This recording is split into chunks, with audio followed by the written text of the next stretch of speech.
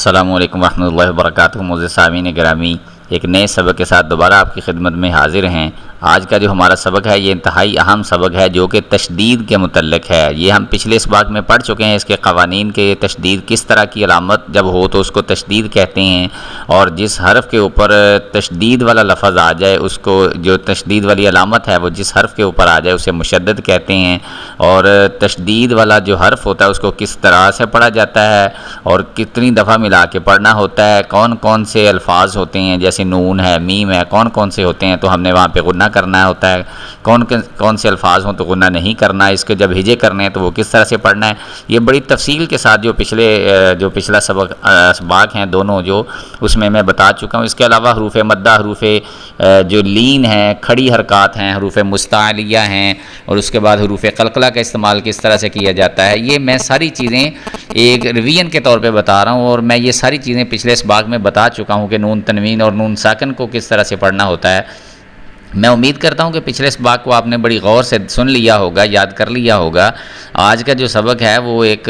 انتہائی اہم سبق ہے، اس لیے آپ سے گزارش ہے کہ اس ویڈیو کو، اس سبق کو پورا سنیے گا تاکہ آپ کو زیادہ سے زیادہ فائدہ ہو سکے۔ اور سبق شروع کرنے سے پہلے میری ہمیشہ کی طرح گزارش ہے کہ جن احباب نے ابھی تک چینل کو سبسکرائب نہیں کیا وہ چینل کو سبسکرائب کر لیں تاکہ نئی آنے والی ویڈیوز سب سے پہلے آپ حضرات تک پہنچ سکیں اور آپ حضرات اس کو سن سکیں۔ تو جو آج کا ہمارا سبق ہے وہ آئیے شروع کرتے ہیں۔ یہ ہم نے پڑھا تھا کہ جب کسی بھی حرف ہے اس کے اوپر یہ 3 دندان والی جو علامت ہے یہ آ جائے تو اس کو ہم شد کہتے ہیں یا مشدد کہتے ہیں، ٹھیک ہے، اور جس حرف کے اوپر یہ شد ہو اس کو ہم تشدید کہتے ہیں اور مشدد کہتے ہیں۔ اس علامت کو، یہ والی جو علامت ہے اس کو ہم تشدید کہتے ہیں، 3 دندان والی جو علامت ہے، اور جس حرف کے اوپر یہ آ جائے اس کو مشدد کہتے ہیں۔ تو جو مشدد ہوتا ہے یہ کس طرح سے پڑھا جاتا ہے، یہ 2 دفعہ اس کو پڑھا جاتا ہے۔ یہ اپنے سے جو پچھلا متحرک حرف ہوتا ہے، متحرک مطلب جس کے اوپر زبر ہو، زیر ہو، پیش ہو، یا اس کے اوپر تنوین ہو، یعنی 2 زبر 2 زیر 2 پیش ہو، اس کو تنوین کہتے ہیں۔ تو یہ اپنے سے پچھلے حرف کے ساتھ مل کے پڑھا جاتا ہے ایک دفعہ، اور اس کے بعد دوسری دفعہ اس کی اپنی آواز آتی ہے۔ کس طرح سے، یہ ذرا غور کیجئے گا۔ جیسے الف زبر ح، یہ ایک دفعہ یہ ح پڑھا گیا، الف زبر ح اح، ایک دفعہ ہو گیا، اب دوسری دفعہ ح زبر ح، یہ اب دوسری دفعہ پڑھا، اح، یہ دیکھیں یہ 2 دفعہ پڑھا گیا ہے۔ یہ قانون ہے اور وہ ہم نے لاگو کر کے آپ کو بتا دیا ہے کہ اس کے ہجے کس طرح سے کرنے ہیں اور اس کو ادا کس طرح سے کرنا ہے، کس طرح سے پڑھنا ہے۔ اح، الف زیر ح اح، ح زبر ح اح، الف پیش ح اح، ح زبر ح اح۔ جیسے کہ آپ غور کر رہے ہوں گے بڑے اچھے طریقے کے ساتھ کہ یہ جو میں نے بتایا ہے کہ یہ جو مشدد ہوتا ہے یہ ہمیشہ 2 دفعہ پڑھا جاتا ہے، اور یہ کس طرح سے 2 دفعہ پڑھا جا رہا ہے یہ آپ سن رہے ہیں۔ الف زبر عین ا، یہ عین ایک دفعہ پڑھا گیا، عین زبر ع، یہ 2 دفعہ پڑھا گیا، ا، الف زیر عین ا، یہ ایک دفعہ پڑھا گیا، عین زبر ع، یہ ہم 2 پڑھ چکے ہیں۔ اب اس کے بعد اس کی باری ہے، الف پیش عین او، عین زبر ع، او، یہ دیکھیں یہ اس طرح سے پڑھ رہے ہیں۔ اس کے بعد یہ 3 جو ہیں یہ کس طرح سے پڑھنے ہیں، الف زبر دال اد، دال زبر دا ادا، الف زیر دال اد، دال زبر دا ادا، الف پیش دال اد، دال زبر اد کر کے نہیں پڑھنا، ٹھیک ہے، الف پیش دال اد، ویسے قاف طا با جیم دال دال ویسے یہ قلقلہ بھی ہے، لیکن اس کو ہم نے بڑے اچھے طریقے اد، دال زبر دا ادا، اد دا نہیں پڑھنا، اس کو اد دا پڑھیں گے یا اد دا اد دا تو یہ غلط ہو جائے گا۔ اس کا مطلب ہم جو اصول ہیں جو اس کے خلاف جا کے پڑھ رہے ہیں، اس کے خلاف ورزی کر رہے ہیں قوانین کی، جو تجوید و قرات کے قوانین ہیں ان کی میں بات کر رہا ہوں۔ اس کے بعد الف زبر خا اخ، خا زبر خا اخ خا، الف زیر خا اخ، خا زبر خا اخ خا، الف پیش خا اخ، خا زبر خا اخ خا۔ اب جو با ہے یہ حروف قلقلہ میں سے ہے، اور حروف قلقلہ کو میں نے بتایا سے ہم نے جماؤں کے ساتھ ادا کرنا ہے، یعنی ویسے تو حروف قلقلہ جو ہے وہاں پہ ہم نے آواز کو ابھار کے جنبش دے کے پڑھنا ہوتا ہے، لیکن یہاں پہ چونکہ شد ہے اور جس کے اوپر تشدید ہو اس کو ہم نے بڑے احسن طریقے کے ساتھ جماؤں کے ساتھ پڑھنا ہوتا ہے۔ الف زبر با اب، با زبر با اب با، الف زیر با اب،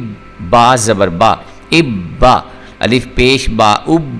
با زبر با اب با۔ اب دے آپ سن رہے ہوں گے اب با، اس طرح کر کے پڑھوں گا تو یہ غلط ہو جائے گا، بالکل ہی یعنی غلط ہو جائے گا۔ اس کے بعد یہ دیکھیں، اس پہ ہم غور کر رہے ہیں، الف زبر میم ام، میم زبر ما اما، الف زیر میم ام، میم زبر ما اما، الف پیش میم میم زبر ما اما، اما اما اما، الف زبر واو او، واو زبر وا او وا، الف زیر واو ایو، واو زبر وا ایو وا، الف پیش واو او، واو زبر وا او وا۔ اب یہ جو نیچے والا لام تھا وہ ہائی لائٹ ہو گیا تھا، میں اس کو دوبارہ جو ہے وہ ہائی لائٹ کر رہا ہوں تاکہ آپ حضرات کو یہ واضح نظر آتا رہے۔ الف پیش واو او، واو زبر وا او وا، الف زبر فا اف، فا زبر فا اف فا، الف زیر فا اف، فا زبر فا اف فا، الف پیش فا اف، فا زبر فا اف فا۔ اس کے بعد جو ہے وہ لام آ گیا، الف زبر لام ال، لام زبر لا اللہ، یہ آ گیا، الف زیر لام ال، لام زبر لا اللہ، الف پیش لام ال، لام زبر لا اللہ، اللہ اللہ اللہ، الف زبر نون ان، نون زبر نا۔ اب یہ دیکھیں جو میں نے بتایا تھا کہ جب میم مشدد ہو یا نون مشدد ہو تو وہاں پہ ہم نے کیا کرنا ہے، غنہ کرنا، جیسے یہاں کہ اما، تو یہاں پہ بھی انا، یہاں پہ اللہ، یہ ہم نے ایسے پڑھ دیا، لیکن یہاں پہ غنہ کرنا ہوتا ہے جب نون مشدد ہو یا میم مشدد ہو۔ الف زبر نون ان، نون زبر نا انا، الف زیر نون ان، نون زبر نا ان، الف پیش نون ان، نون زبر نا ان، اس کو کیسے پڑھیں گے، ان ان ان۔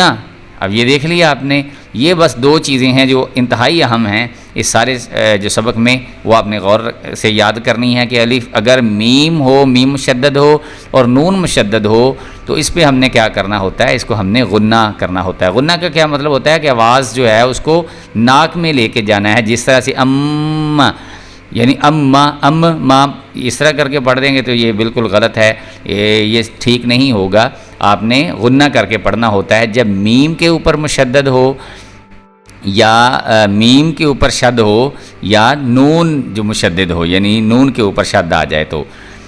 اس کے بعد یہ والا ہے را، را کو میں نے بتایا تھا کہ را کے اوپر زبر ہو یا پیش ہو تو اس وقت ہم نے را کو پر کر کے پڑھنا ہوتا ہے، جب را کے نیچے پچھلے حرف پہ جو ہے وہ زیر آ جائے، یا یعنی یہ را کے اوپر زبر ہو، یہ اس میں چونکہ سارے کیسز جو ہیں اگر را کے نیچے پچھلے حرف پہ زیر آ جائے یا را کے اپنے حرف کے اوپر زیر آ جائے تو پھر را کو باریک پڑھنا ہوتا ہے، لیکن یہاں اس کیس میں کیا ہے کہ تینوں شکلوں میں را کے اوپر زبر ہے، اس لیے ہم اس کو موٹا کر کے پڑھیں گے۔ الف زبر را ار، یہ دیکھیں الف زبر را ار، را زبر را ار را، الف زیر را ار، را زبر را ار را، الف پیش را ار، را زبر را ار را ار را ار را ار را ار را ار را، الف زبر جیم اج، جیم زبر جا اج جا، الف زیر جیم اج، جیم زبر جا اج جا،